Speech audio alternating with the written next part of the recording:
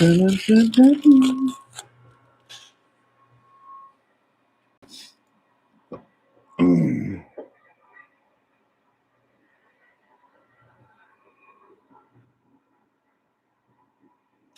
guys shout out if you're in the chat. Let me know where you're watching from. So welcome to the live.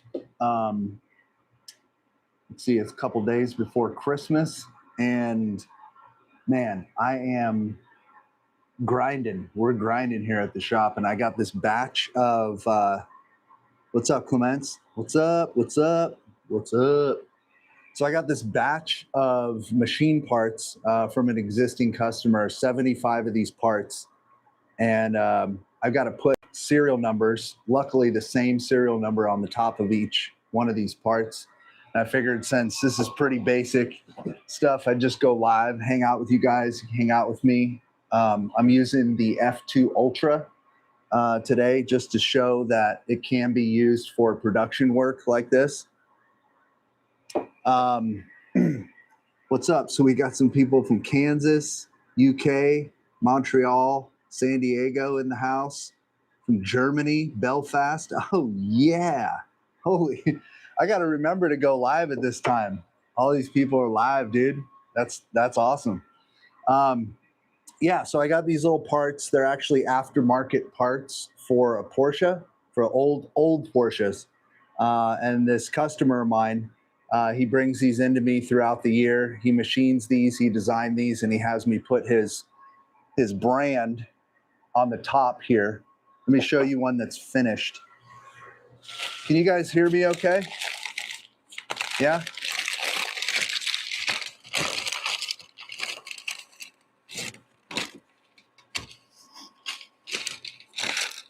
Okay, so here we go. So this is what the part looks like when it's done. I don't know, let's see if we can get the camera to focus on that. But I'm just putting a serial number on the top and then an engraving on the bottom here. It's pretty straightforward. This customer particularly wanted, so normally when you laser engrave anodized aluminum, you typically get like a white mark, but it is possible to get a dark gray mark. And I know that's probably not coming through too good on the camera there. I don't know if I can get that, but yeah, he wanted like a dark gray mark on aluminum. And I showed him actually a white mark, and then I showed him a dark gray mark. And basically the way you want to achieve that is, I'll tell you the settings here in a little bit. You're basically just going to slow your laser down.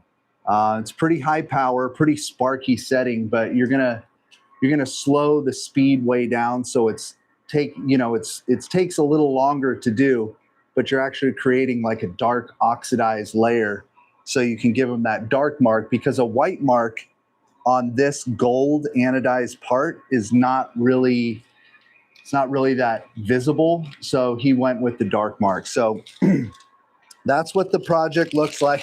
I got 75 of them to do. Low and slow. That's right, Mikey. It's always good to ask the customer, if you have the opportunity, especially in production work, like what kind of mark they want. Do they want like the standard white anodized aluminum mark? Do they want a gray mark? Do they want something in between? Oh, you like that hat? Ooh. Well, I got to show you something in a little bit. I got a story about that hat. Anyway, so what I've got here, let me see if I can, I'm going to see if I can undock this just so I can show you guys my setup real quick. Obviously, this is the xTool F2 Ultra fiber laser. And I've got a little fixture in here, and I'll explain why I have this fixture. So it's going to get a little jittery for a second. So I'm going to undock this. Hey, Ren, can I borrow you for a second? Can you be a cameraman for a second? Yeah.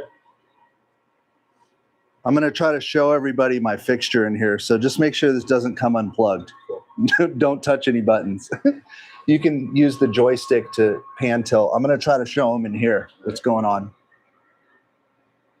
Okay, so I got this part in here, and I've just got these two pins right here. I don't know if you can see that. You can't see the other one behind the Lego block. So the trick is with this is the serial number needs to go above here and then the name of his company down here. But if I were to just throw this in here on these two pins, I wouldn't know which, it's got to be level. So what I did is I just took some Legos and I just made a stopper, and I aligned, I drew a line in the software that cut across here. So I knew that when I slide this in and it touches those two pins and it touches the edge of this right here, I'm perfectly straight every single time. I know it's super janky, but you know, it's only 75 parts. So I do this a lot, and I set up these little stops and fixtures. So all I have to do is set this in here, make sure it touches those pins, and then turn it until it hits that. And now I know every single time I'm perfectly straight and my engraving will be good every time. So now you guys know what kind of fixture I'm working with. Hey, Legos, hey, hang out for a second, Ren. Let me dock this back in here. You can use the joystick to pan up and down. Just make sure I'm looking good. You get everything? Maybe come down a little bit. All right, I think we're good right there. Yeah. All right. So that is basically my fixture for these. So I can make sure I get perfect registration every single time. Man, Legos, they're good, dude. They work. So I've already got the program set up in here. So all I need to do is just shut the door once I put my part in here. I'm going to shut it about that much and run the job. It's running right now. He said, Mikey said Danish engineering. That's great, dude. So normally, if I had like more than 75 parts, I would probably create something a little bit more permanent, a little bit maybe 3D print something that docked it in, that held it perfectly registered, both axes. But since it's 75 parts, I mean, it is bulk production work. These are the kind of fixtures I set up quite often.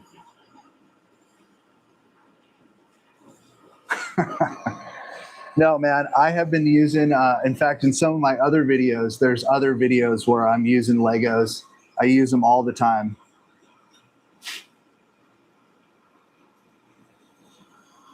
Man, we are at the crunch time. So that's how long that part is done. So it's about a minute per part. So then the next step is just grabbing a little piece of paper that it came in, wrapping it back up, and dump it in this box right over here. That's it. Not very exciting.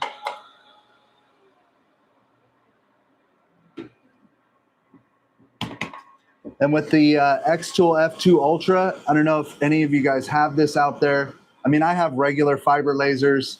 I have xTool products, but on the F2 Ultra, once you load a job in, if you just double tap the big green button right here, it'll run the last job over again. And one of the things that I found was interesting is once you load the job into the F2 Ultra, and I think this goes for all the F series, even if your computer's not connected anymore, even if you're not connected to XCS, the job is still stored in here. So it's still loaded into the machine. You can literally unplug it from your computer and still run that job on the machine.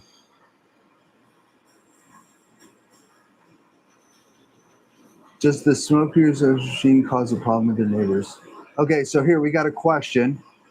DR1199, does the smoke from your exhaust from all your machines cause a problem with the neighbors, especially if the shop is in the middle of the city? Yeah, man, that's something that you need to consider for sure. You might want to consider getting yourself a fume extractor, a good fume extractor, because then you can either run it through that and then vent outside, so you're kind of stealth engraving if you're really close to your neighbors. You know, a good fume extractor starts at about $2,000, and they just kind of go up from there. This machine right here, I'm not venting outside, believe it or not. I'm actually using the Filtrabox Micro. I listed it in the description of this video. So you can't see it off here. You can see the hose, but it's actually going to the Filtrabox Micro right now. That machine is very compact and small, and I'm literally exhausting all these fumes right into that machine and exhausting right here in the shop because it's all being filtered. So none of my machines currently in my shop right now vent outside. They're all hooked up to fume extractors. You know, that's one way to do it. But if you have the ability to vent outside and you got a window nearby and you're not going to disturb your neighbors, you can also do it that way.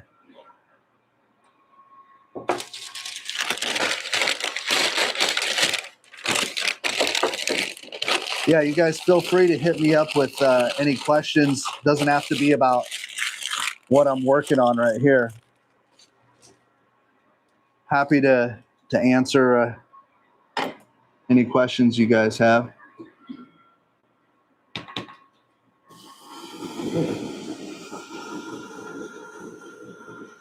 Yeah, so when you go the fume extractor route, like I have here, it can get kind of expensive. And you also need to consider that every year you're probably going to have to replace your filters in your fume extractor depending on how much volume you're doing. So if you can vent outside and you're not going to be disturbing anyone, then, you know, that's obviously the more cost-effective option. All right, Carlos said, Carlos is asking UV or fiber. I'm looking to get one before the Christmas deals. Well, I don't know if you have any other, will this be your first laser, Carlos?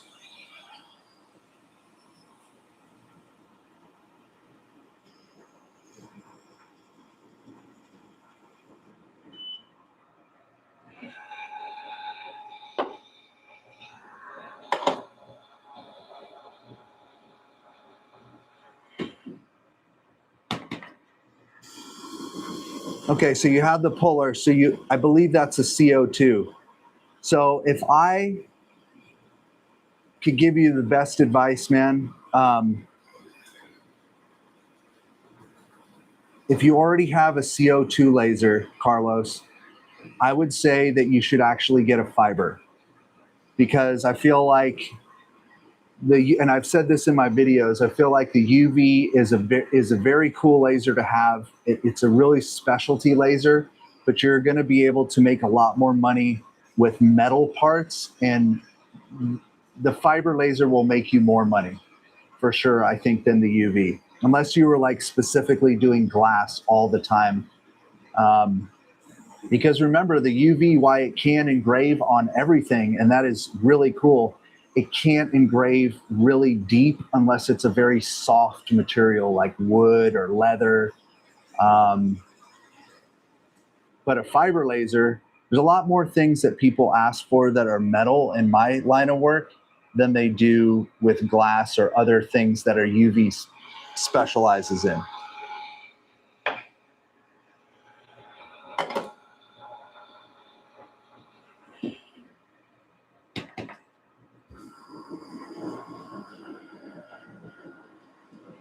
Yeah, that's a good question. Why don't they make a fiber UV combo? Actually, Mikey, hold on to that question. Mikey just asked, why don't they make a fiber UV combo? Well, I will tell you in 2026, I will be reviewing something that fits that bill. That's all I can say. I think I'll be getting my hands on something really cool that has, let's just say, a lot of different modules in it. Doug Mason's asking, first laser, UV or CO2? Doug, CO2. Listen. Doug, get a CO2 laser, okay? That thing will make you way more money quicker, and you'll have a lot more requests for things that can be done on a CO2 than a UV.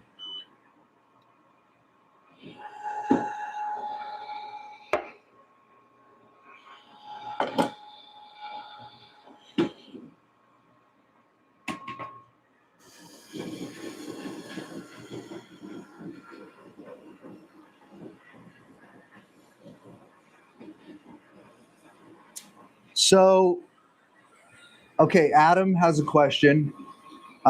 Hey, dude, Merry Christmas, buddy. 3D HP. Merry Christmas to everyone watching. Happy Hanukkah. Hanukkah was last night of Hanukkah last night. But Adam wanted to know, is the system auto-adjusting the serial number? So I know if you're just joining us, what I'm doing is I've got about 75 of these parts that I need to put a part number on. I said serial number, a part number on, and the company's name. So the serial number isn't changing. I'm just putting the part number on the part. Part number is constant. It's not changing, and the name of the company is not changing. So this is a pretty straightforward job.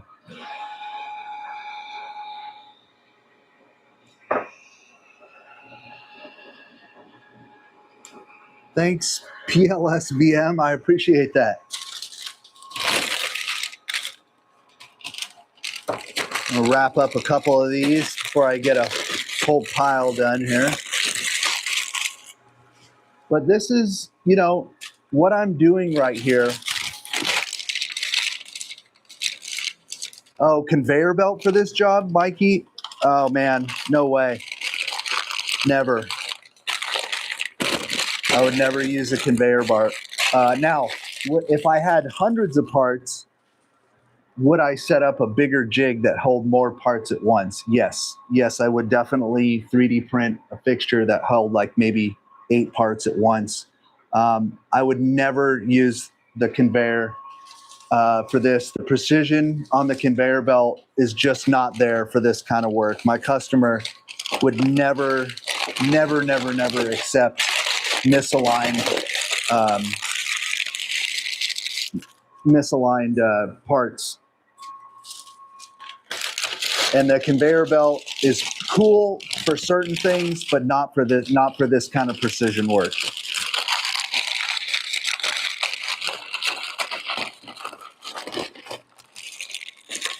He'd be like,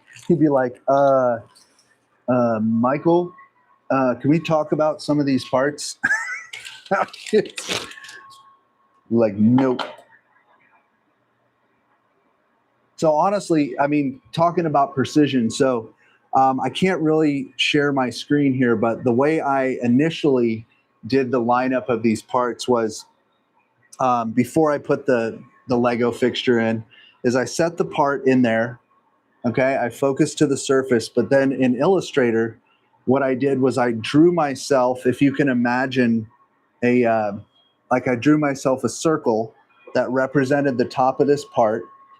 And then I put a crosshair through it. This is all done in Illustrator. I drew this out, the exact diameter of the circle. Then I put a crosshair through it, and I also drew in where these 2 holes are.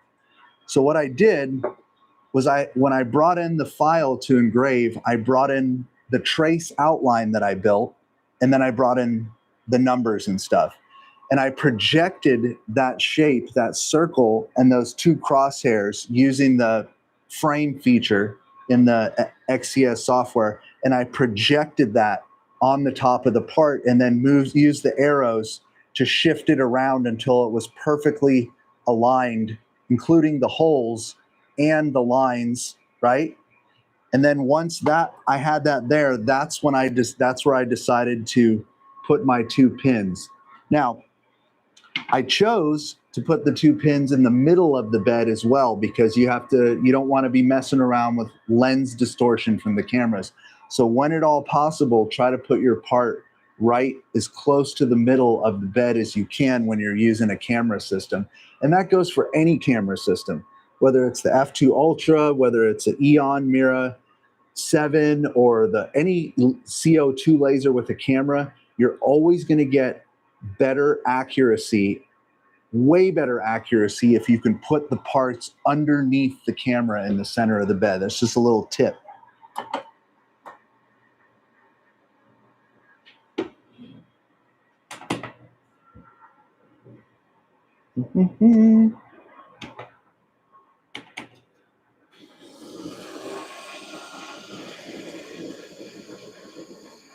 Yeah, I could totally do like 4 at a time. I was just being lazy, and I actually didn't want to build that fixture this morning, and I wanted this kind of process to take a little bit longer so I could have some time to chat with you guys.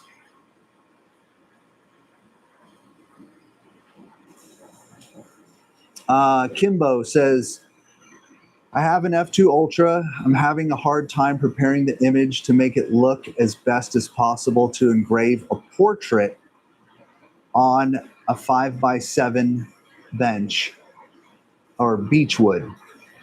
Any advice would be greatly appreciated.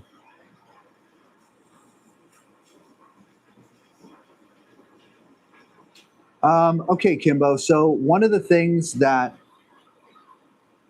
I like to do when I'm preparing photos for engraving is there's a couple of things you can try.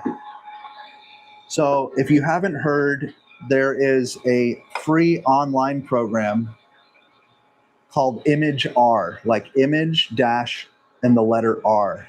And it does photo processing, and it converts your photo into a bitmap format, which is really handy for engraving. And sometimes that can produce some really good results.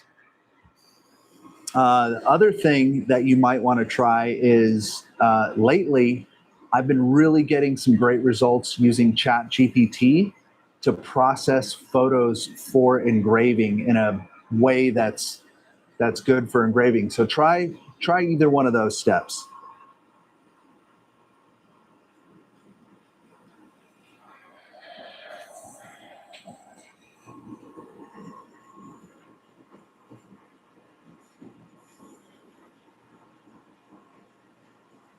Carlos wants to know if I live off of laser engraving. Yeah, man, this is my full-time job. YouTube is secondary. So I'm out here walking the walk, talking the talk, man. You know, laser engraving stuff like this has been my job for over a decade. It's a full-time laser engraving shop.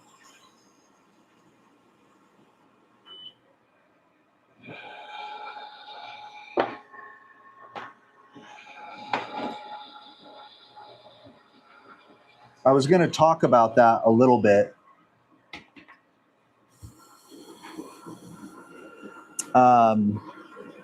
Carlos. Yeah, so what you guys are seeing right here, if you're just joining us, anybody who's just joining us, is I'm just doing some live engraving of part numbers on some components that an existing customer of mine brings me throughout the year. And he just has me put part numbers and his name of his company on there. But the type of business that I run is called a customer-centric laser engraving business.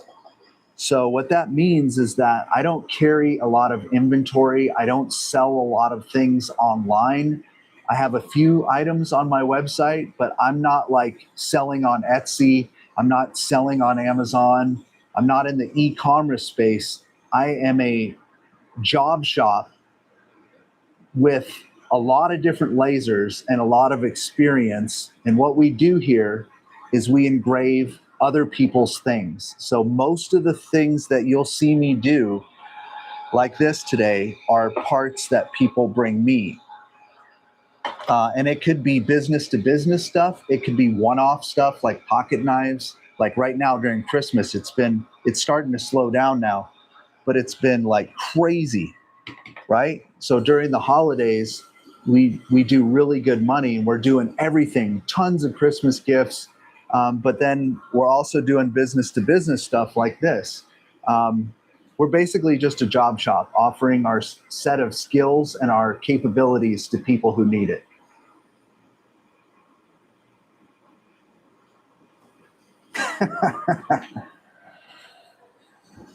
Mike says he's still doing backup dancing. No, I'm good on that.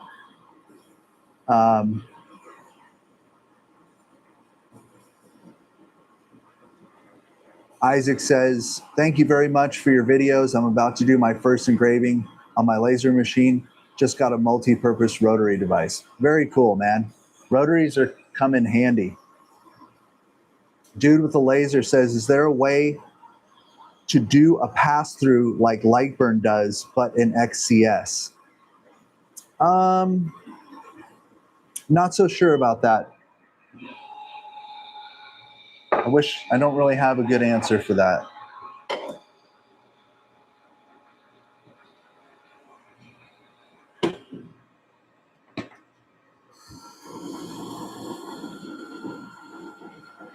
Oogie Boogie. Yes. Thanks, man. Says, I love your videos. Very informative. I appreciate that. I also like the Oogie Boogie Man from Nightmare Before Christmas. He's one of my favorite characters.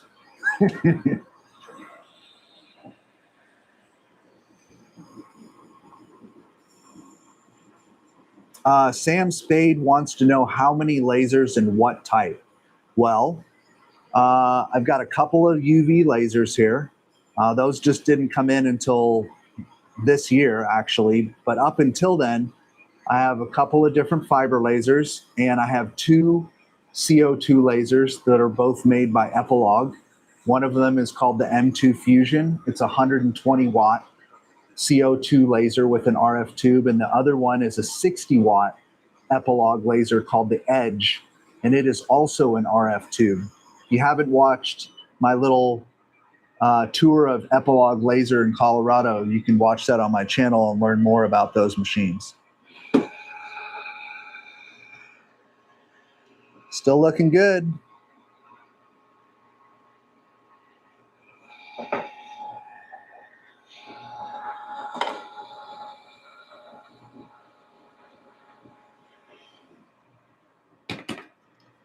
It's kind of nice not having to wear goggles.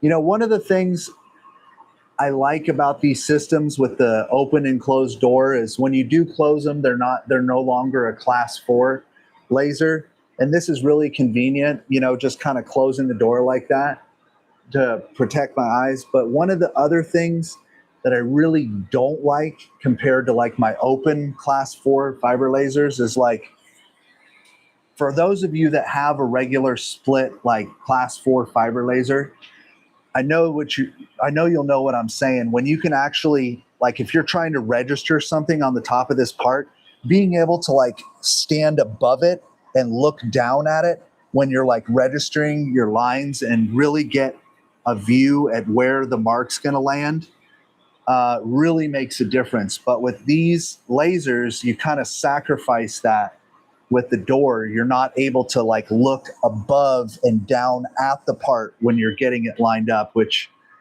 can be frustrating at times. But at the other hand, it's very convenient to just pull the laser shield down, right?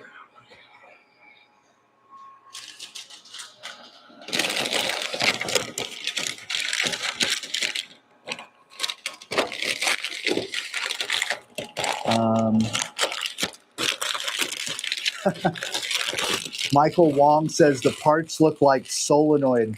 They are a type of valve. I'm not sure exactly what kind of valve, but they are some kind of valve that goes in old school Porsches that have been like redesigned for guys that are like Porsche collectors, Porsche enthusiasts.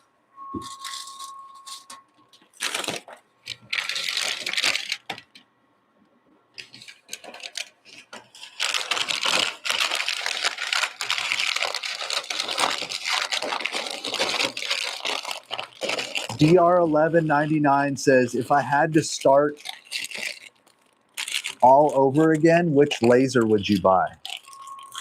Ooh, that's a good question. You know, honestly, if I had to start all over again, knowing what I know now, First of all, for the price that I paid for my original 120 watt CO2 laser from Epilogue back when I bought it like 8 years ago, check this out. For the price that I paid for that Epilogue, I could have got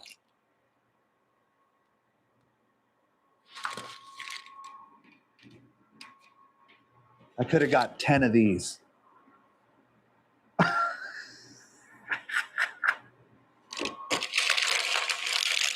But I wouldn't, that's not what I'm saying, that I would get the F2 Ultras. If I had to start all over again, I would definitely have this to start any professional business. I would have a really big bed CO2 laser, at least like 30 inches by 20 inches, a 50 watt or a 60 watt fiber laser. Doesn't even have to be Mopa, it could just be a regular fiber laser, and a 10 watt UV laser. Between those things right there, you've got everything you need to be able to engrave anything that comes in your shop. So, hope that answers your question.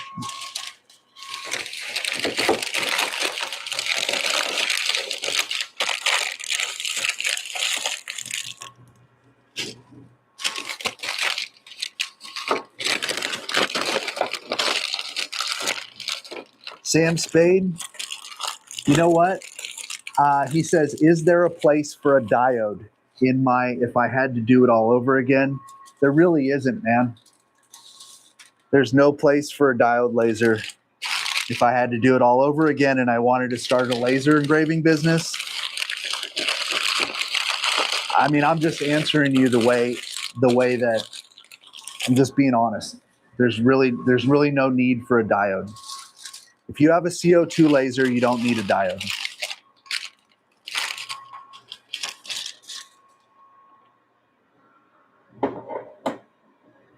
I do not have a metal fab. Roland asked, do I have a metal fab? I do not.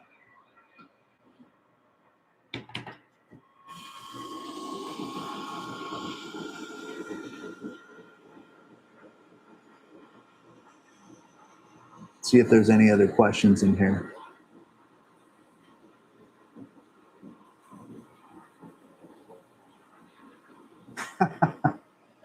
No problem, Sam.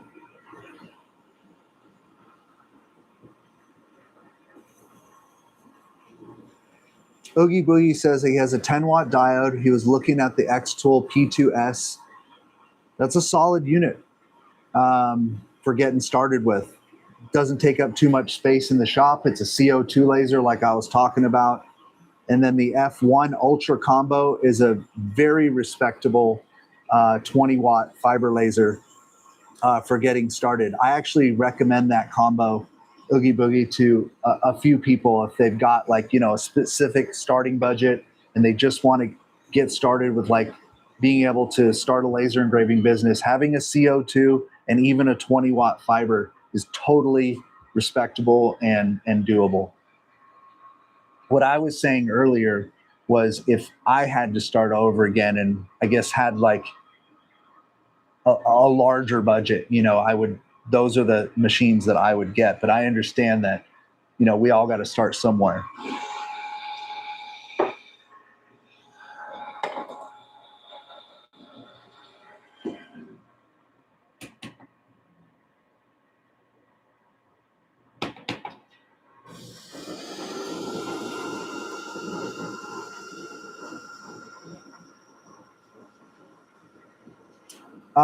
Michael Wong asks if I have a salesperson providing a backlog. So yeah, I do have a couple of employees. I have myself, and then I have a really awesome dude named Ren who works here with me. He's been a huge help. Ren, I hired about almost 6 months ago, and I hired him for the specific purpose of pretty much taking over what I've been doing for the last decade, so I could have a little bit more time to make content for you guys and, you know, really focus on education and training and just free up my daily, weekly workload. So Ren's been a very valuable asset here at the company. And he's actually working here today. He's working on other Christmas orders over there. And then I have, hold on, I'm not done. And then I have Haley. And you guys might have seen Haley on some other live streams. Ooh, I almost hit the space bar twice. Did you see that? I got to pay attention to what I'm doing. Haley is my video editor, social media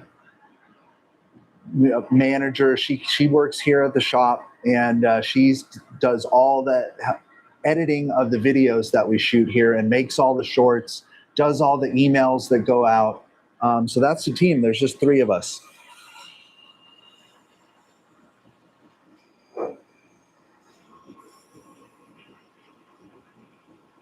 Let's see, Spirit Creations. You mentioned a 10-watt UV laser.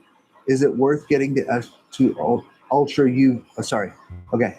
You mentioned a 10-watt UV laser. Is it worth getting the F2 Ultra UV or waiting on xTool to up the power? You know, that's a great question, Spirit. Man, I've had 5-watt UV lasers here all of 2025, and they have gotten the job done, and they will get the job done. But now that I've had 5-watt, I have a Com Marker UV, which I love, and it's 5 watts. I have the F2 Ultra UV, which is 5 watts, and that one works well. But man, I am realizing that in 2026, just for production purposes, to get the job done faster and be able to carve in a little deeper faster, because I am running a business and I need to get those jobs done, quicker so we can free up the machine. I think I'm going to be upgrading those to 10 watts moving forward. I would definitely say if you have the ability to afford and wait for a 10 watt, you'll thank me later, because it'll help you get deeper faster and get those jobs done faster.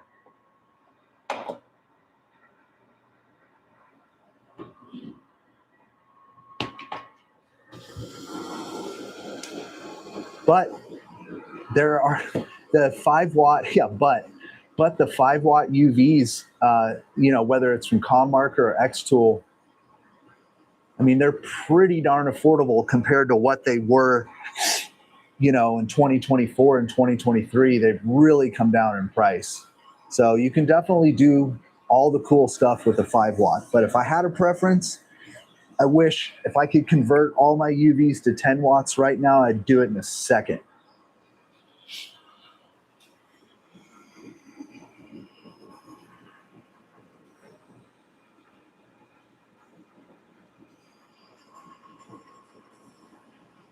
Let's see what kind of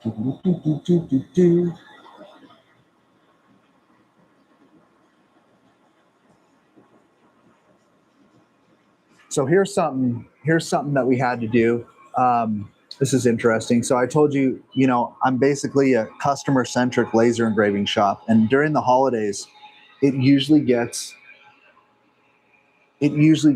so busy here that I think it was last week what we did to slow, because what was happening, so we're getting tons of calls, right? Lots of phone calls of people wanting to get Christmas gifts engraved. And it was getting to the point where we were trying to fill the existing engraving orders that we had, but the phone was ringing and ringing and ringing. And this happens every year. And basically what we did, which worked out really well, was we let everything, starting in the middle of last week, we let everything go to voicemail. But we changed the message on the voicemail that said, hey, we're in the shop working on, it said happy holidays. We're in the shop working on existing laser engraving orders for customers. If you're interested in, having something done before Christmas, we are still taking on a limited amount of jobs. Please use the contact form on our website and we'll get back to you if we feel that we can take on your job. And then I said, if you're calling about an existing order, you can text to this number. And that worked out really well, because we were finding ourselves constantly answering the phone, getting taken away from jobs that we were trying to complete. And I'm just illustrating that as like, when you get calls like that, it's really important to manage your production time and your customer time on the phone. And sometimes you got to find ways to throttle it back, but not really miss out on jobs, but just be able to pick and choose the jobs that are coming your way.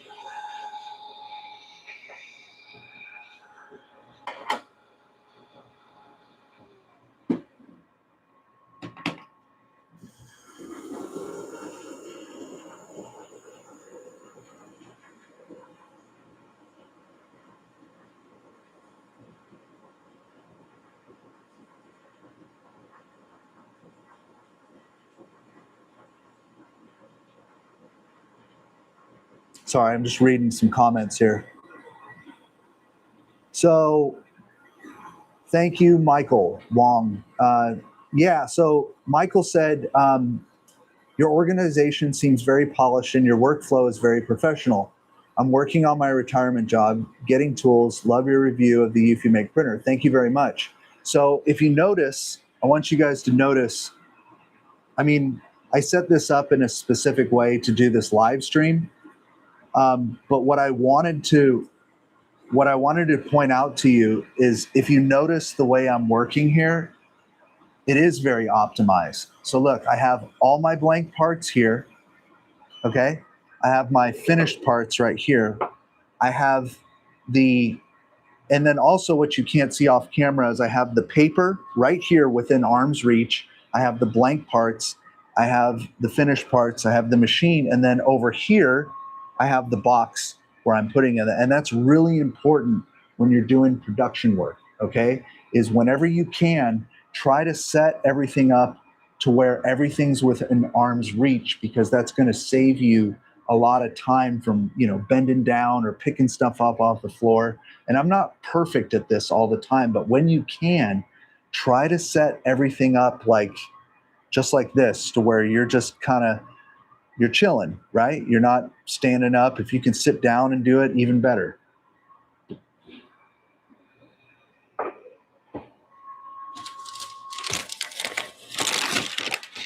And Oogie Boogie said he's been interested in the X-Laser HD1. Yeah, it's a very cool machine. In fact, if any of you are planning on going to CES this year in Las Vegas, I will be at the X-Laser booth on the 6th and the 7th all day long, giving a talk on the X-Laser and demoing it and just meeting anybody who wants to come by the booth. So I'll be in Las Vegas on the 6th and the 7th and the 8th, actually. But I'll be at the X-Laser booth on the 6th and the 7th. So I'd love it if any of you are going to be there. Please come by and say hi and come hang out.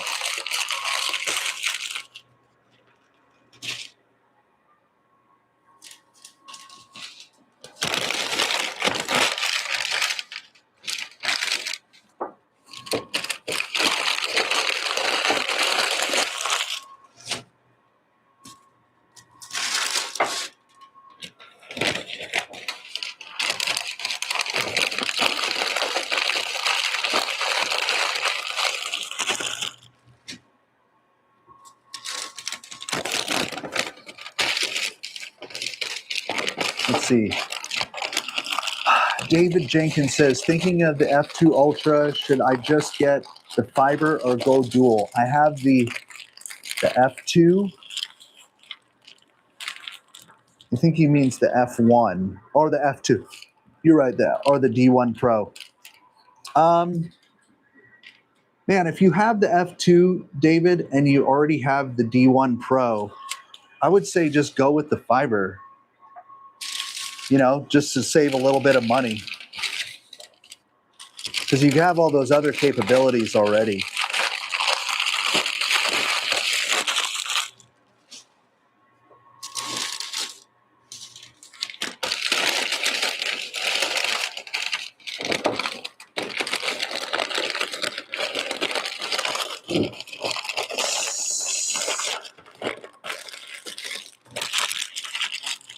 Sergeant Serginski says, what are your thoughts about the cheaper 10-watt water-cooled UV lasers that they sell on eBay? They seem like they can get the job done. I don't know, man. I'm not a big fan of buying lasers off of eBay, to be honest with you. I just feel like if something goes wrong, you're not going to get that customer support that you might get if you bought from like another manufacturer that has like a website and like customer support email. I would probably stay away from buying lasers on eBay unless you know exactly what you're getting.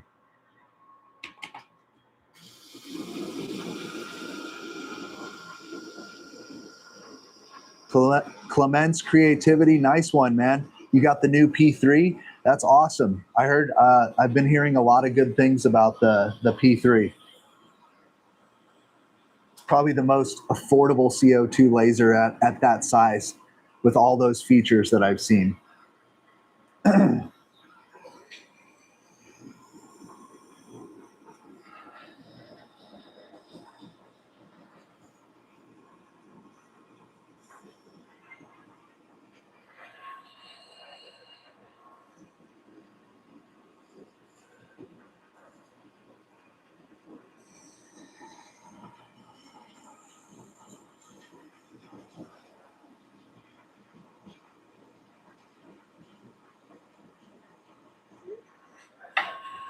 My wife just asked me if we need anything from Whole Foods, and I was like, yes.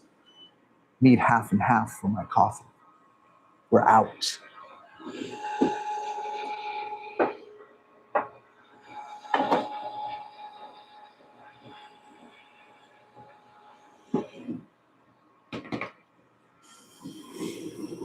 Doug Mason is asking, would you recommend the HD1 for a first fiber? Well, the HD1 is actually a fiber and a diode. And I think it's a very, very, very respectable laser, even for someone just getting started. It's got a lot of complex things going on inside, but since it's going to now compatible with Lightburn, it doesn't have to be complex on the outside as the complexity of how it's built on the inside. And that machine is really, really fast when it comes to production work. So whether you're like, let me just say, Doug. So listen, if I had the Exalaser HD1 right now, I definitely would have set up all these components in it and filled up the bed and just made circles and filled up the bed and used the HD1 to do all these part numbers on here, hands down. And it probably would have saved me a lot of time, for sure.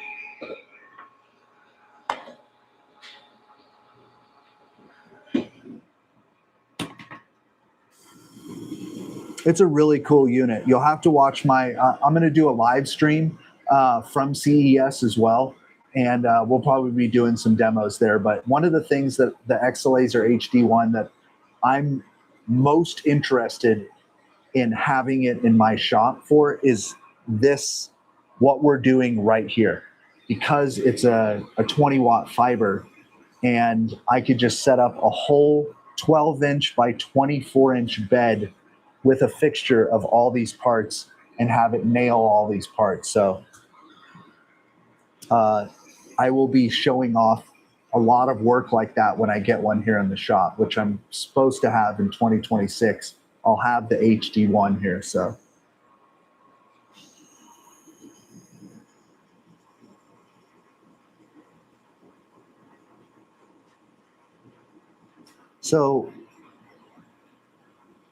Michael Wong asks, is the F2 Mopa a fiber laser? Yeah, so the type of laser that's in, so this is the F2 Ultra that we're using here by xTool, and it's a 60-watt Mopa fiber laser. So the Mopa is a type of fiber laser.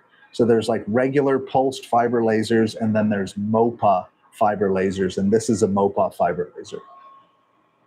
To answer your question, Michael.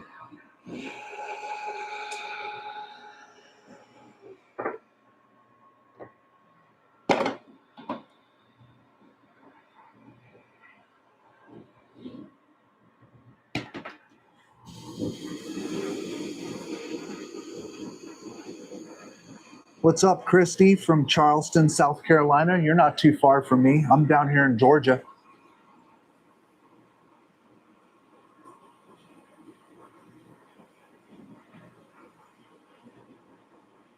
Bad Creature says, great channel, great videos, watching your content from Germany. Your content has helped me decide to fulfill a dream. Wow, that's awesome, man. I went ahead and bought an xTool. Of course, I also have a question. Besides the internal xTool settings, do you know of a good online database where xTool settings can be found? That's a great question, and thanks for saying that, Bad Creature. Well, I have some settings that you can download for xTool on certain products on laserengraving911.com in the downloads area. But really, the best way to create, besides the default settings that come with this machine, is I always consider those like starter settings. I never they're good starter settings, but getting really good settings just takes a lot of trial and error, and also using the material test grid that's built into the xTool software can be extremely helpful, because once you run that material test grid or test pattern on different materials, you'll be able to know which settings you want to keep and which ones you can throw away.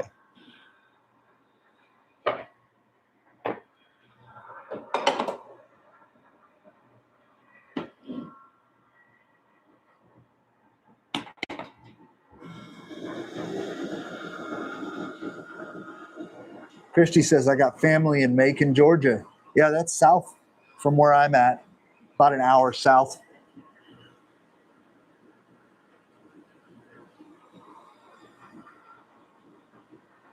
I was really hoping that we had a white Christmas here in Georgia. I've been here for 6 years, and I've never had a white Christmas in Georgia. I've had snow around Christmas, just a little bit of snow. We just get a little bit of snow where I'm at. I was really, really hoping, but no. If anybody else has a white Christmas and can send it my way, just send it to me like via email or whatever. That'd be cool.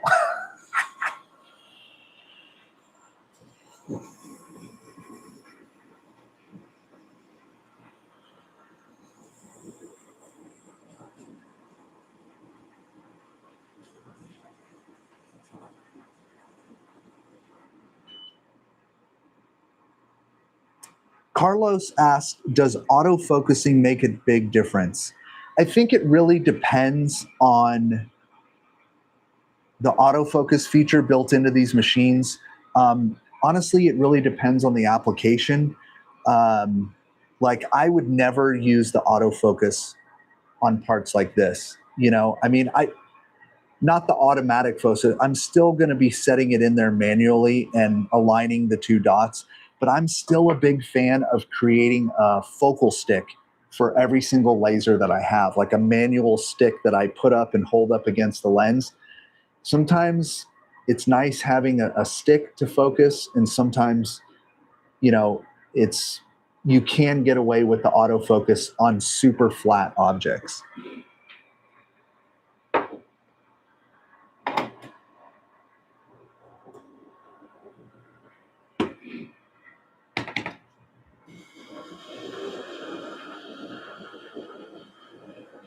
Yeah, Doug, you're right. We're supposed to have record highs for Christmas. So it's the exact opposite of what I was hoping for.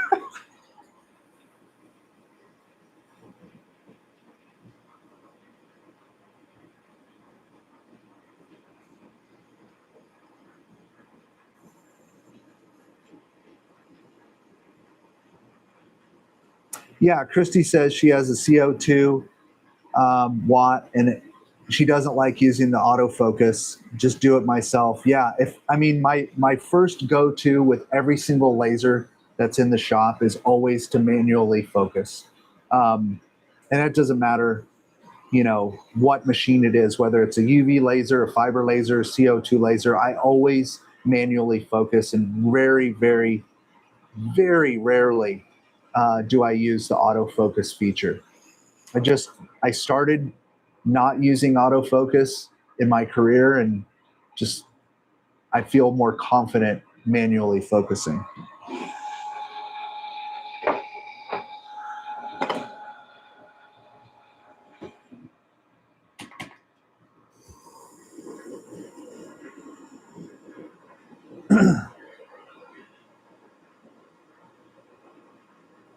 Yeah, that's right, Oogie Boogie. Yeah, it can kind of get you there. Like some of the times where I'll use autofocus, where it's like really convenient, is on one of the epilogues. If I'm just putting in like sheet stock, like I'm going to cut a bunch of leatherette or I'm going to cut some wood ornaments out, and I've just filled up the whole bed with that sheet of wood. Yeah, I'll hit the autofocus button and just focus right to the surface of a big sheet of material that I'm about to cut. But that's really about it.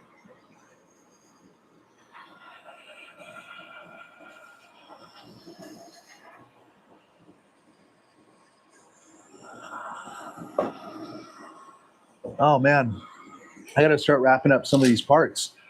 I'm getting a nice little pile going in front of me.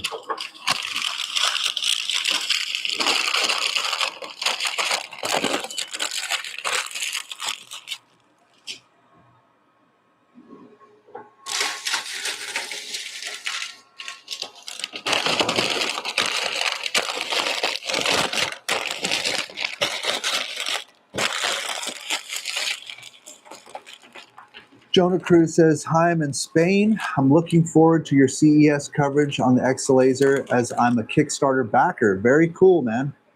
On the HD1 Ultra that has the 60 watt Mopa and fiber and the 80 watt diode. Yeah, that's going to be a really powerful machine, Jonah.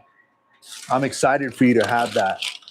I don't think the one that's coming to my shop for review is the Ultra. I think it's the 20 watt fiber and the 55 watt diode, which I'm fine with, honestly.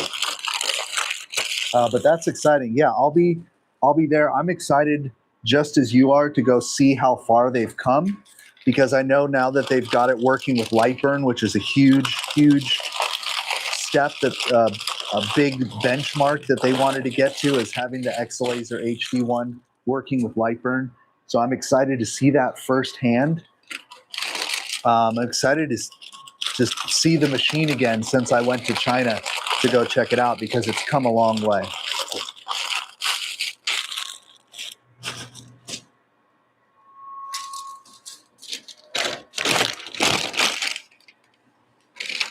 Hey, Leslie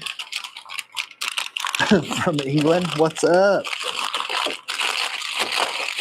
You know, I went to college in England, but you guys didn't know that about me.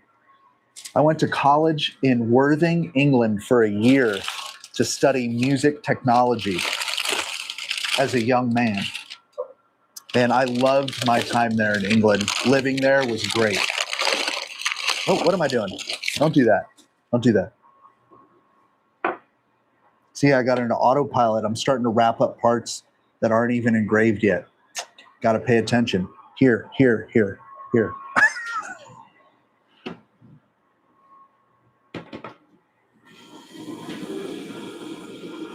We'll see you, Christy. Thanks for stopping by.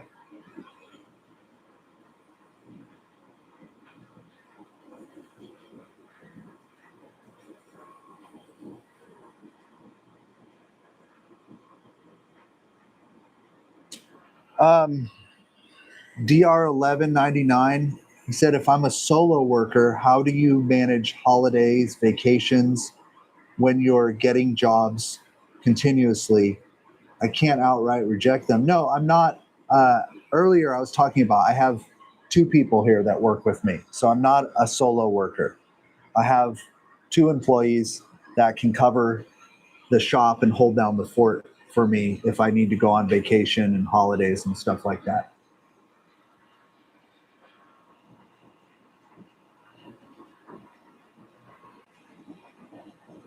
So let me tell you guys the settings that I'm using here to get this dark mark on these parts here.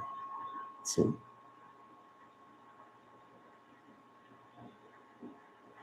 Let me just share my XCS settings for anybody that has an F2 ultra fiber.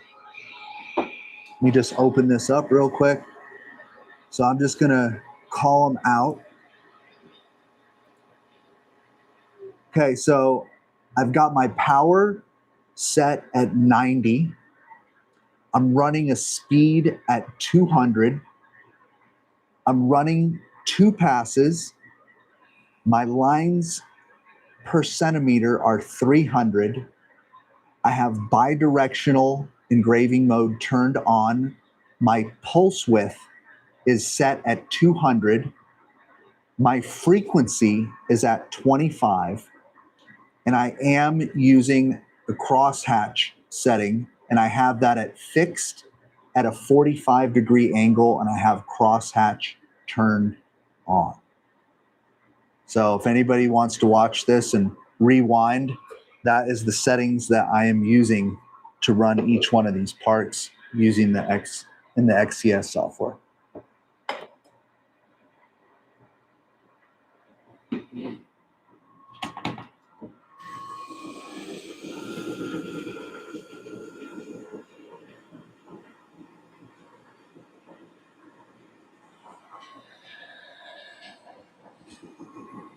Yeah, we've been here for an hour already. So each one of these parts, so if you're just joining us, we're putting part numbers and the manufacturer's name on these anodized aluminum parts.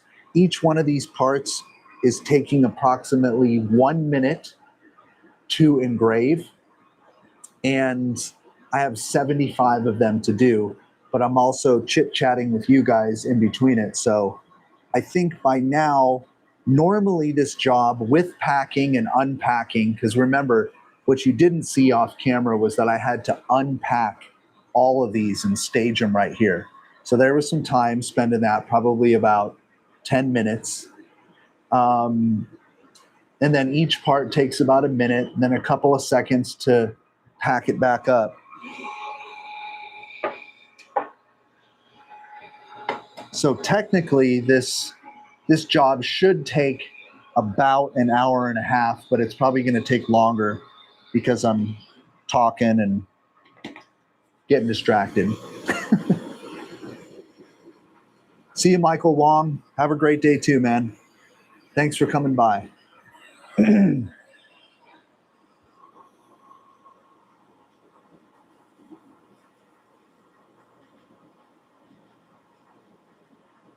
So I guess another thing that you guys might want to know is, what am I charging for this job? Is anybody interested in knowing what I charged for this job and how I came up with that price?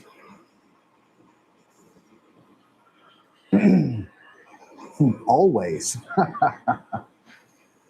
Of course. So this is, first of all, this is a regular customer of mine. So he's been bringing me work for quite a while. And he brings me regular work throughout the year, not every month, but usually about 3 or 4 times a year. And because I'm not having to change the serial number, it's all the same mark on everything. And I know that the mark takes about a minute to do. What I charged him, because this is actually a new version of his part, what I charged him was a $45 setup fee to set the job up, create the proofs, send him the digital mock-ups and all that stuff. And at 75 pieces, I'm charging him $4 per part.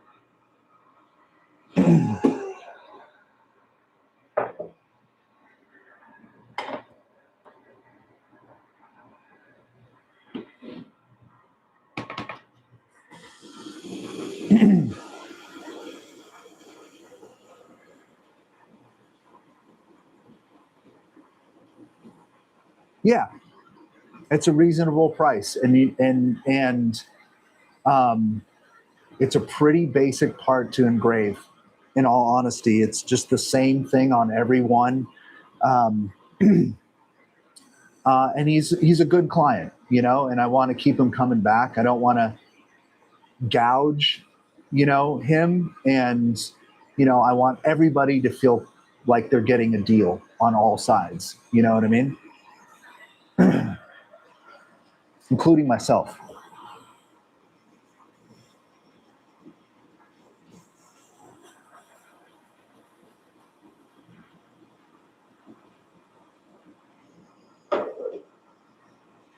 Dude with a laser says, when using a Z offset for each layer in XCS, reference the original focus of the offset different.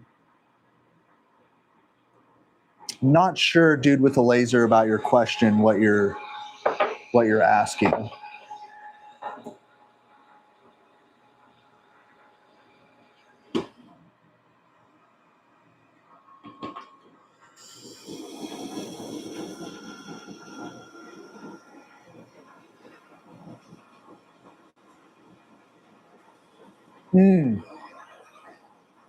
You know, DR 1199, he asks, he wanted to ask that, how do I charge if the customer brings you the material and the design? So obviously, if they bring the design that's ready to go, that definitely, is a little bit easier for you, because you don't have to like build the file, you don't have to design the part, you still have to create a proof, and their file may not be ready to go. It may still need some adjustments. And if they bring the material, then you're really just charging labor, and it's a hard question to answer, because here's an example. The only time that I charge by the minute usually is if I'm doing laser cutting on the CO2 laser, and the person brings their own material and they bring you a file that's completely ready to be thrown into the software and just cut right away. Like, no funny business, no fixing of the lines, no slight adjustments, perfectly ready laser cut files and great material. Then I'll go and run that file in the machine and see how long the estimated time is going to take it to be run. And I'm usually charging, when it's just laser cutting, around somewhere between 175 and like 250 a minute for laser cutting jobs. And that doesn't always work out. And then there's also the time that I compensate to pick all the little pieces up. What if it's like a real intricate cut that I'm doing out of stuff, and there's all these little crumbs and pieces that I got to pick up? So you got to factor in the labor of handling the parts, packing up the parts. Take all those things into consideration, right?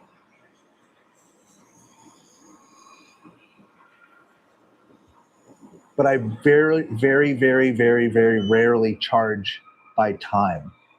It's usually the quantity, the complexity of the part, what kind of laser I have to use.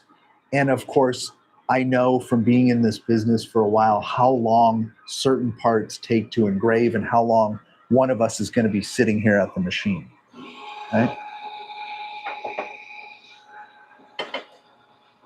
And that just comes with time and experience. You start to learn how long certain projects take.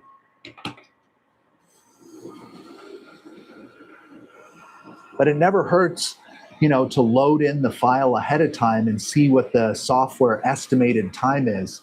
And if you have like 100 of those parts and it's the same mark on everything, you can kind of right off the bat get a gauge. Wow, I'm going to be here for 2 hours, or I'm going to be here for 3 or 4 or 5 or a half a day engraving all these parts. Once you know you're going to be at the machine for hours, because you've estimated the amount of time per part, then you can start thinking about, what is, and I've talked about this in my videos, like, you need to kind of decide what is your hourly rate of what you need to get to run a successful business. Like, because that hourly rate is something that you can bounce against the amount of time that you're going to be spending handling and engraving these parts. Hope that makes sense.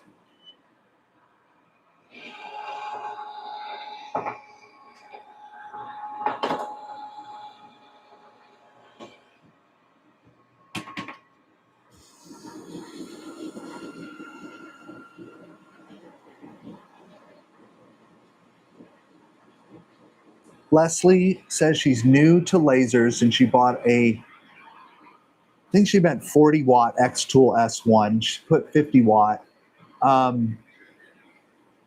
And she says, can I do photos on the back of slate coasters? Leslie, absolutely. With the S1, you can absolutely do photos on coasters with that. No problem. One little trick that I found with doing slate coasters that I think is pretty cool is if you take some clear coat and you clear coat the coasters first, what it does is it darkens the slate because the clear coat soaks into the slate. So it's more of a darker slate color. And then when you engrave after they're dry, the white gray of the slate pops better because of the dark background.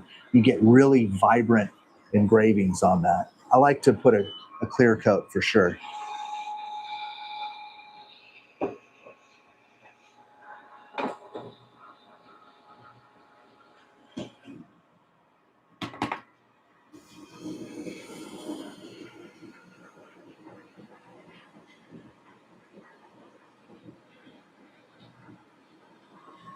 You can actually do slate coasters on a diode laser. You can do them on a CO2 laser. You can do them on a fiber laser, and you can do them on a UV laser.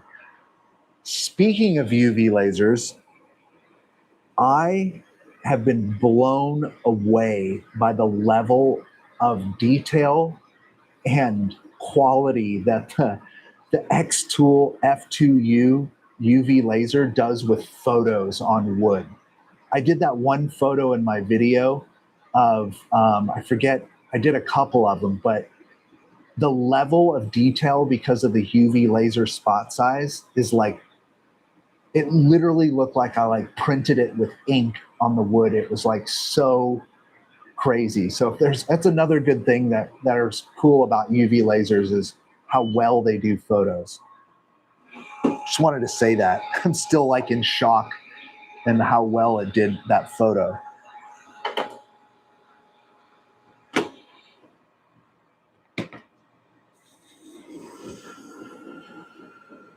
Well, I think we're about a little bit more than halfway through.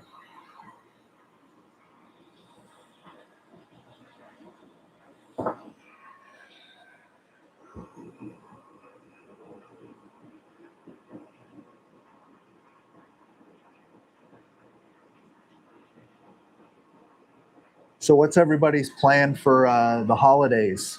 You going or staying home, going away, having family over? What's the scoop? I'm telling you what, I am looking forward to having a couple days at home doing absolutely nothing. I will tell you that right now. I am so ready for a break. Very, very ready.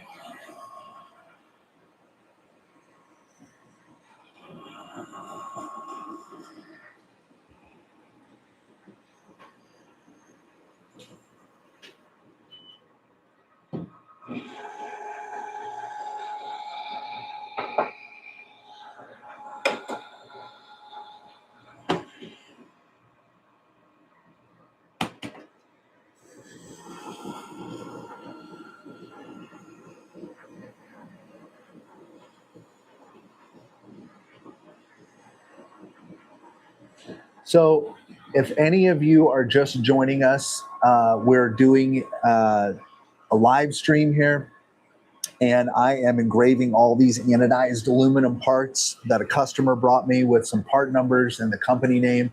And we're using the F2 Ultra 60 watt Mopa fiber laser to do that. And we've set up a little fixture in here to make it super easy to just put the parts in and take them out, put the next part in. And we're just hanging out, doing some Q&A, talking about lasering or anything you want to talk about. Just figure it'd be a fun way to hang out before the holidays and connect with you guys. Doug Mason says he has 2 weeks off. Dang. Jealous, Doug.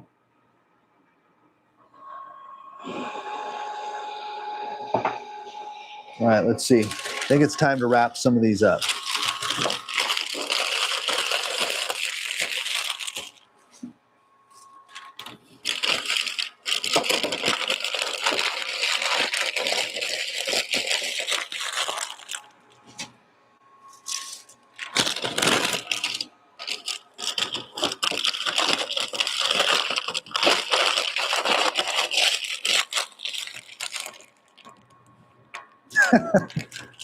That's awesome.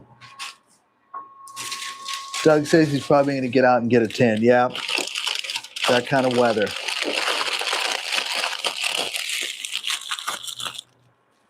One of these days, I'm going to have to figure out how to like undock the camera and like just have you guys like spend a day with me.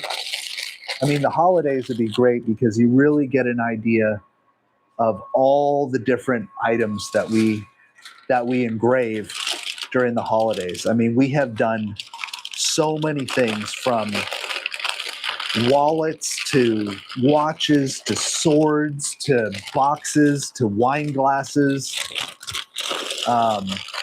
It's really wild during the holidays when you have an engraving shop, all the different things, and it's a great way to hone your skills because you're constantly challenged because you never know. I mean, I guess that's one of the drawbacks, one of the negatives and the positives is if you're new and you try to run a customer-centric based laser engraving business, you're going to get hit with a lot of stuff that you've never engraved before. And it may be kind of intimidating, but it's also a great way to learn because you're constantly fixturing up different items, experimenting with new material. That's why I always recommend when you're just getting started with a laser engraving business that you go and get a lot of different material from like your local Goodwill or like secondhand store, and you start practicing on that material and you start dialing in your settings for all different types of material, but also getting practice at fixturing up strange objects. So what I tell people a lot in my consultations is a great way to get practice is to go to Goodwill or a secondhand store and fill up a shopping cart with $50 with everything that makes you super uncomfortable, right? Look for things that make you uncomfortable. Like, I don't want to engrave that, right? Well, get it because you're going to learn a lot from making mistakes and it's your stuff. So if you screw it up, it's not a big deal, but you learn along the way.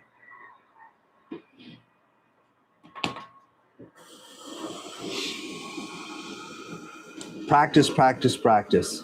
It's always better to have stuff laying around that you've picked up that didn't cost you much to practice on, to try out different settings on, to register engravings in a perfect location on, because that's how you're going to get really, really good at what you do.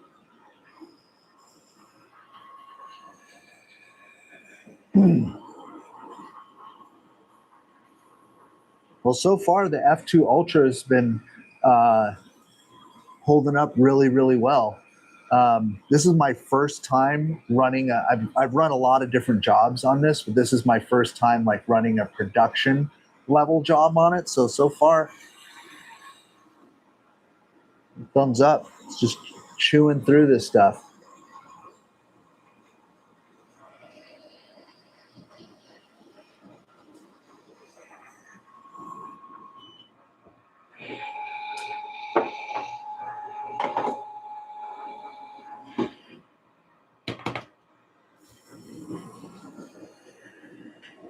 So yeah, I'm going to CES in a couple weeks. That's going to be fun. I got an invite to go to so the first 2 days I'm going to CES are the 6th and the 7th. I'll be at the Exlaser booth doing a little talk in the morning. I'll be going live one time from the booth, so you all get to see me there. And then on the third day that I'm there, I'm free to roam around the whole show. And I'm actually going to be going to see some new laser technology and some new printing technology at different vendors' booths that I've been invited to go and get first look of, first hands-on. So I'm definitely going to be recording all the cool stuff that I see at CES and then coming back and making a video for everyone to see some of the cool laser technology and UV printing technology that is at CES this year. Because if you don't know what CES is, it's a consumer electronics show, and it's where all the big companies bring all their newest tech, their emerging tech, in not just laser engraving space and printing space, but all tech spaces. So there's always brand new tech, new exciting things that sometimes come to fruition, sometimes they don't. But I will definitely be recording a lot of footage at CES and making a little video about it when I get back here to the shop.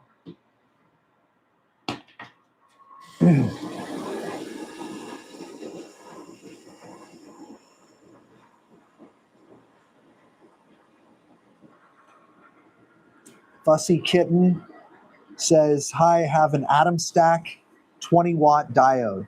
Now I'm torn between xTool's Ultra, the F2 Ultra single laser and the xTool Ultra UV, but I'm leaning more towards buying the F2 Ultra since there's not much they can improve.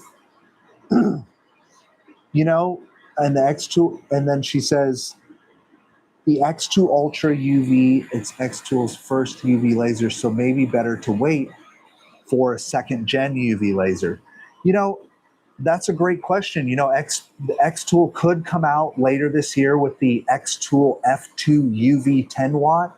Like, I haven't heard anything about that, like, on the wire, but it's very possible that they could. The F2 Ultra fiber combo diode that I'm using right here, I think is a very solid unit. And the fact that you get the diode with it, so you can do wood and other organic materials, and it's a really, really powerful fiber laser. I don't know, it's a hard one. I mean, I'm kind of leaning towards the F2 Ultra fiber diode combo, honestly. I think you have a good point. Really depends on what you want to do with it, right? What are you going to be wanting to engrave? What kind of products are you going to want to make? And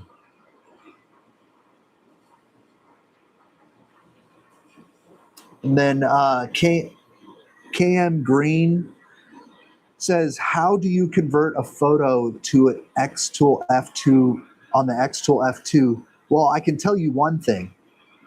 The XCS Studio handles photos pretty well, but you're going to want to invert your photo. If you're going to be engraving a photo on a slate coaster, you have to invert it, because remember, it's going to engrave white on a black background. So if you don't invert the photo, and there is an invert feature, it's going to look like a negative image or a negative photo, and you don't want that. So once you process the image, you're going to want to hit the invert button.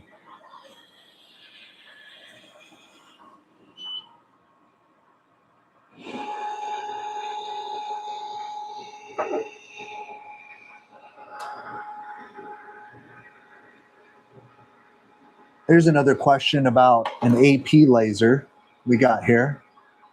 Funny enough, I used to have an AP laser. So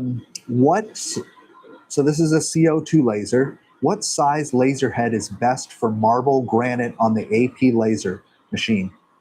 Well, that really depends. If you have a CO2 laser like the AP laser and you're doing photographs on black granite, you're definitely going to want to have like a 2-inch lens for that. So you can get the most detail. So I would definitely stick with the 2-inch lens rather than the 4-inch lens on the AP laser.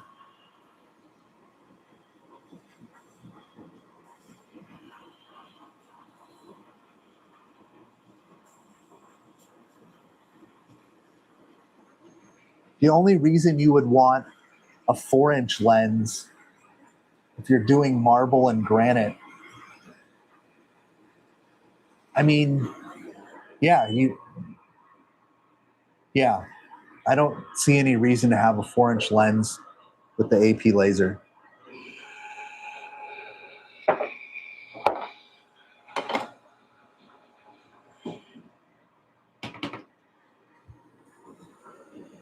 Fussy Kitten says, I want both fiber and UV. I want them all. I don't blame you, Fussy Kitten. I don't blame you.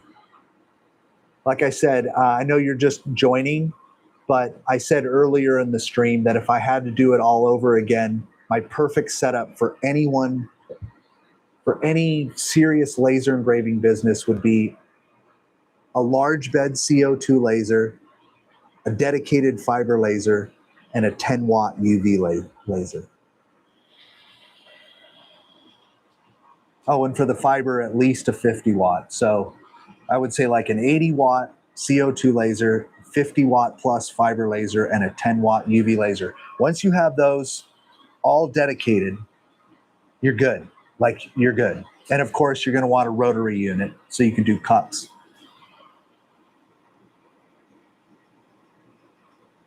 Hey, happy holidays to you too.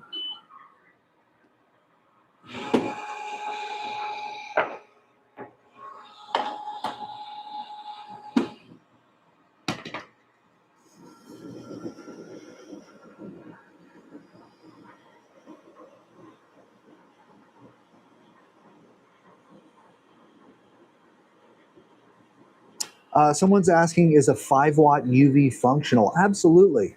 Yeah, I have the Com Marker 5 watt Omni 1 here. We're literally using it right now. I can see my employee using it right over there. It's super functional.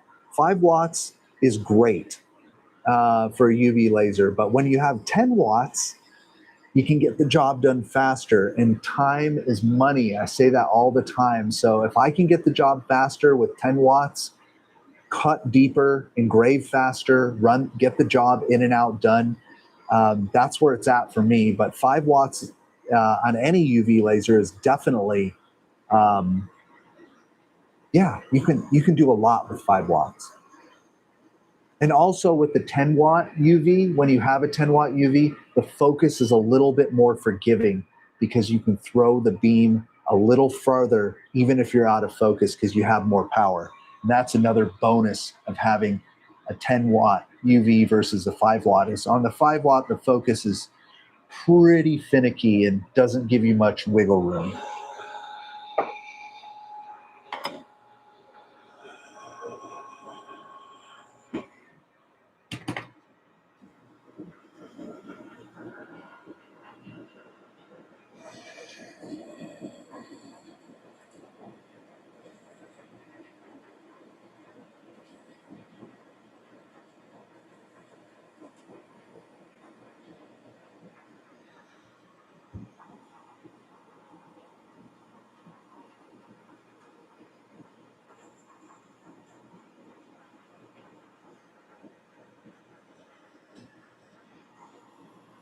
I just noticed that some auto moderator bot that we had installed for another live stream is somehow still active on here. I was like, what is it doing? I'm gonna have to disable that for future live streams.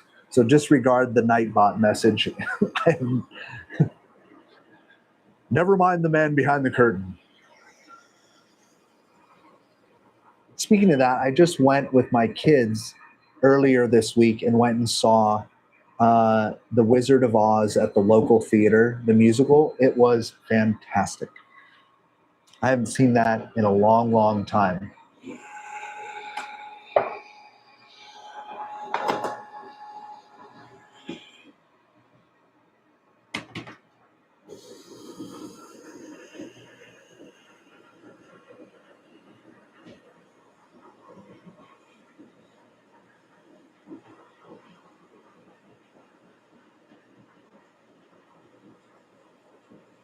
So you have both in the cart on the website.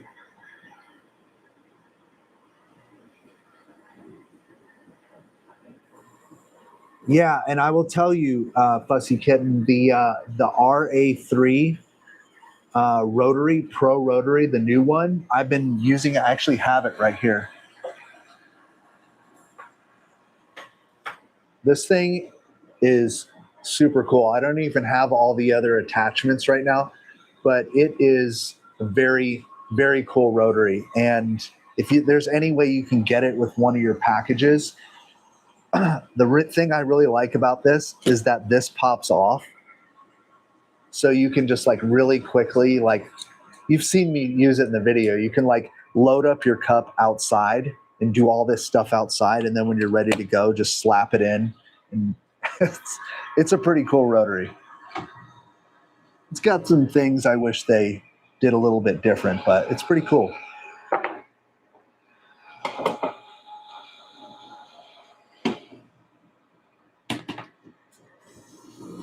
Hey, Merry Christmas. Doug, take it easy, man. Thanks for hanging out. You too.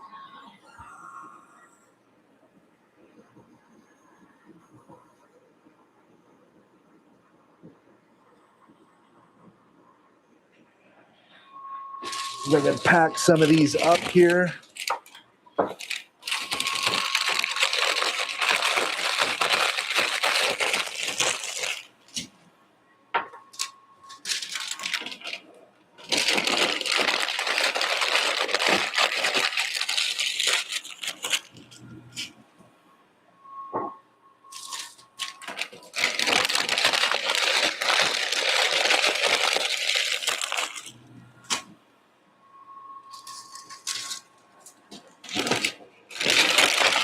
Well, I think we're going to wrap it up here pretty soon. We're getting towards the end. And I've got to actually jam the rest of these out without talking. And it will go a lot faster because I actually have other jobs that I have to do today as well for Christmas. But any last minute questions that anybody has before I end the live stream?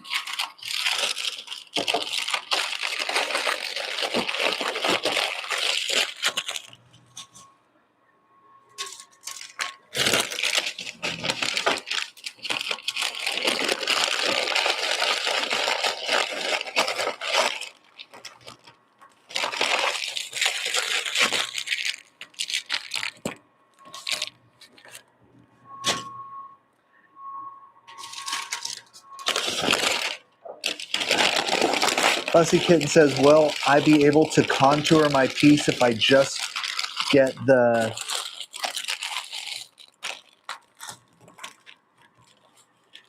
Oh, thanks for the Happy New Year and holiday wishes, guys, for sure. Fussy Kitten, when you say contour the piece, what do you mean by that? If you just get the fiber, explain that a little bit more.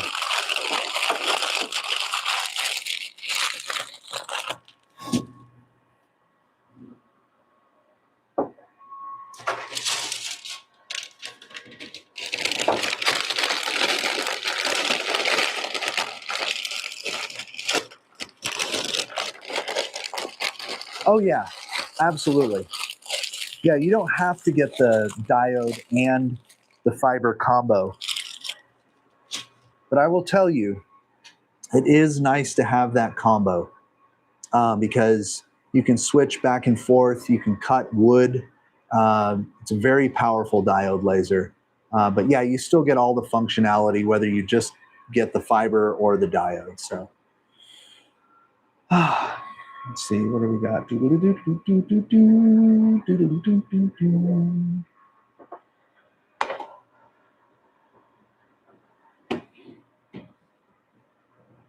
Hello.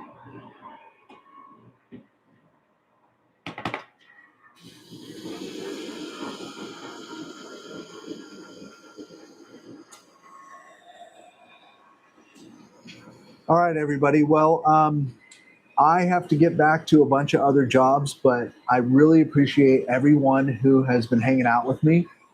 I'm going to finish up the last of these parts, and it will go a lot quicker if I stop chatting, as you can imagine. But I wanted to wish everyone a happy holiday. I hope you enjoyed the live stream, and have fun, stay safe. Let's get ready for a new year, 2026. It's going to be really exciting. I think we're going to see a lot of crazy technology come out in 2026 in the laser engraving field and the UV printing field. It's going to be nuts. And even probably the 3D field. We're in a crazy laser race right now. And it's going to be exciting to see what comes in 2026. But yeah, and thank you everyone for supporting the channel and hanging out and being a part of Laser Engraving 911. And we will see you on the next one. See you guys.